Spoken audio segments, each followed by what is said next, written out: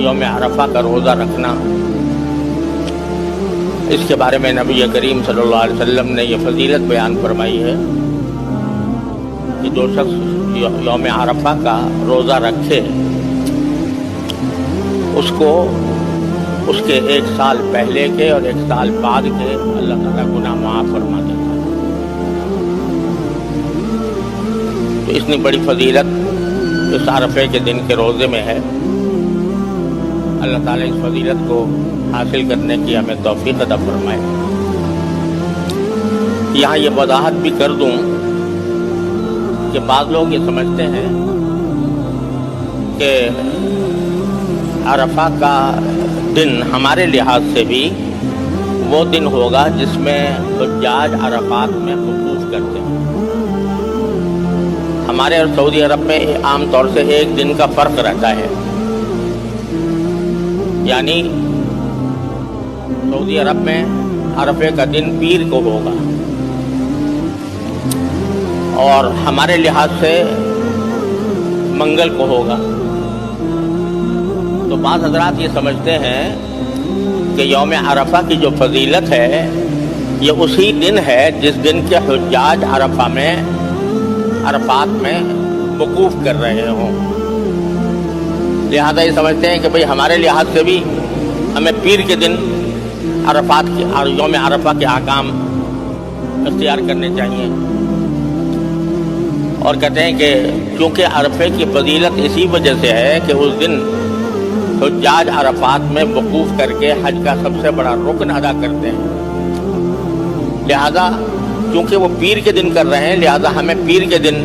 کو سمجھنا چاہیے کہ ہمارا یوم عرفہ بھی وہی ہے۔ لیکن یہ بات صحیح نہیں ہے۔ جو چاند کے اختلاف سے جو دنوں میں اختلاف ہوتا ہے دنیا میں، جب بعض اوقات 1 دن کا فرق پڑ جاتا ہے تو اس میں شریعت کا اصول یہ ہے کہ ہر جگہ اس کے اپنے افق کا اعتبار ہوتا ہے۔ ہمارے افق کے لحاظ سے جس دن 9 تاریخ ہوگی اس دن عرفہ کا دن ہوگا ہمارے لحاظ سے، اگرچہ سعودی عرب میں 1 دن پہلے ہو گیا ہو۔ شب قدر کا بھی ایسا ہی معاملہ ہے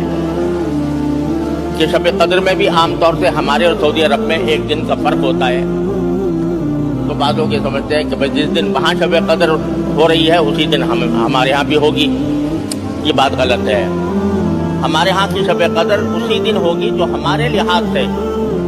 طاق رات ہوگی آخری عشرہ رمضان کی۔ تو اس لیے ہمارے لحاظ سے یوم عرفہ کے جو احکام ہیں وہ منگل سے شروع ہوں گے نہ کہ پیر سے۔ ایک بات تو یہ ہے، اور یوم عرفہ میں ایک حکم تو یہ ہے، حکم سے میری مراد یہ کہ فضیلت بیان کی گئی ہے عرفے کے دن روزہ رکھنے کی کہ 1 سال پہلے اور 1 سال بعد کے گناہ اللہ تعالیٰ اس سے معاف فرما دیتے ہیں۔ لیکن یہ بھی سمجھ لینا چاہیے کہ جن اعمال کے بارے میں احادیث میں یہ آیا ہے کہ اس سے پچھلے گناہ معاف ہو جاتے ہیں، اس سے مراد کبیرہ گناہ نہیں ہے اور حقوق العباد نہیں ہے، بلکہ جو چھوٹے چھوٹے گناہ ہم سے صادر ہوتے رہتے ہیں اللہ بچائے تو وہ مراد ہیں کہ وہ معاف ہو جاتے ہیں۔ جہاں تک کبیرہ گناہ کا تعلق ہے وہ بغیر توبہ کے معاف نہیں ہوتا، الا یہ کہ اللہ تعالیٰ کسی پر اپنے فضل و کرم سے اپنی رحمت فرما دے۔ اسی طرح حقوق العباد جو ہیں بندوں کے حقوق، وہ بھی محض روزہ رکھ لینے سے معاف نہیں ہوں گے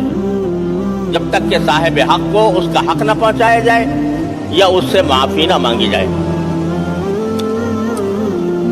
تو ایک حکم تو یوم عرفہ کا یہ ہے